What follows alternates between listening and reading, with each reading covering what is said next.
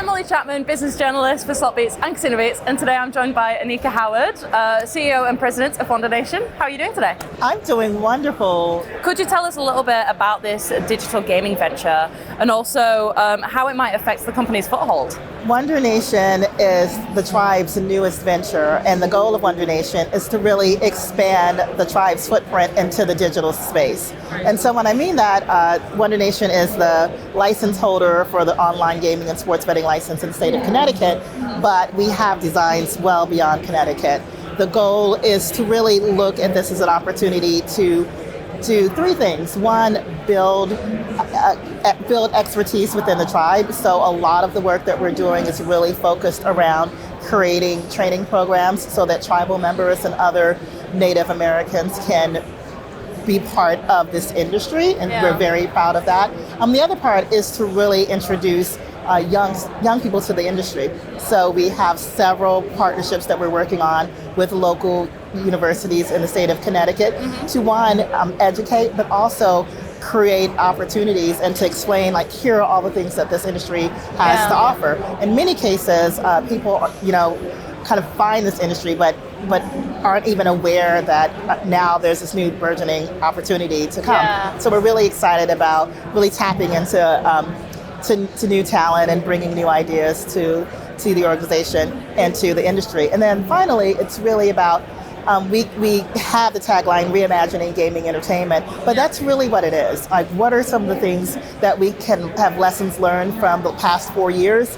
And as new tech is emerging, what are some of the things that we can do to create a deeper, more engaging player experience as we roll out new products into the market? With an aim to utilize emerging tech to help enhance player experience, could you expand on this by giving us some insight as to what it is that you're looking at? So there are a number of things, and so I see the foundational work as online casino and sports betting, but I see that as like the bare minimum. One of the things that we're looking at are, for example, for esports, what are opportunities to create these online and on-property kind of integrated experience for esports, so that you have some experience you have on property, but then there are things that you can do online, and how can we do it from an entertainment standpoint, not just from a pure sports betting component of it. We find a lot of these opportunities to not just kind of focus on the gambling piece of it, but more on the experiential piece of it. So what are things you can do, and how do you layer on things like VR and AI and some of these other things into the experience, once again, to create a richer and more engaging experience for the player. And so a big piece of this is saying they have all this technology, but how do you apply technology in meaningful ways and not just for the sake of technology? And so a lot of what we're doing are really just exploratory. So what are things, for example, that we can do, if we want to expand into metaverse? What are things that we can do if we are wanting to do more engaging social gaming products? And so for us, the innovation is in rethinking how things are done traditionally and taking the technology and understanding what the technology exists today, and then how do you create kind of additional layers onto the experiences that we have. And so our goal is to work with partners, because we can't do it in a vacuum, and then also to reach out to kind of upstart and startup companies that have creative ways to think about things and giving them a platform and an opportunity.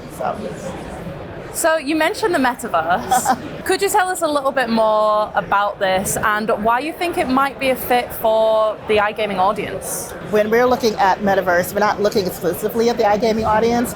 I kind of see it as an extension of anything that we're doing in esports. I do feel like, for example, when you look at some of the products that have been successful outside of the gaming industry in terms of creating these immersive experiences, there is an audience that may not be iGaming, and probably is not your traditional casino player that has an interest in this. And so really it's doing the research and kind of tapping into understanding, like, where does this audience and what do they want to experience? And so I don't feel like it's as simple as creating a version of Foxwoods in the metaverse or creating an iGaming product in the metaverse. It's really about curating that experience and kind of understanding a little bit more about what's worked with some of these other metaverse worlds that has been successful. And we have, the great thing is that not necessarily in gaming, but in definitely other industries, we have models that we can look to. And then also understanding kind of what the purpose is. Is the purpose going to be more of a social aspect to create opportunities to connect, or is it going to be, driving gaming revenue? Is it going to be something else experiential? So the great thing about this is that it's early days, and what we're really focused on are doing the work and doing the diligence to say, okay, how does this fit? And also saying that it doesn't have to be the way anyone's thinking about it traditionally. That's the great thing about innovation, and that's the great thing about tech. There's no wrong or right answer. It's really kind of what are the things that you can do, and how do you do something that connects with players. So being one of the first to operate in the state of Connecticut, could you enlighten us on how it's sort of been performing since its launch in October of online sports betting and iGaming, and also what opportunities it might bring? Anyone that you talk to that's operating in Connecticut will say that it's outperformed our projections. And so that was one of the things that, we went in and we weren't quite sure what to expect. We had the Eilers reports, we had our kind of internal calculations of what we thought the market would bring to bear, and we're happy to say that the market has surpassed even the most aggressive projections. And I think that's for a number of reasons. We think that, one, we do have great products in the market, and I think the idea of launching with online gaming and sports betting is very key and important. I think we're one of a handful of states that did that, and that makes a difference. We are seeing that like our other states similarly situated, that a lion's share of the revenue is coming from online.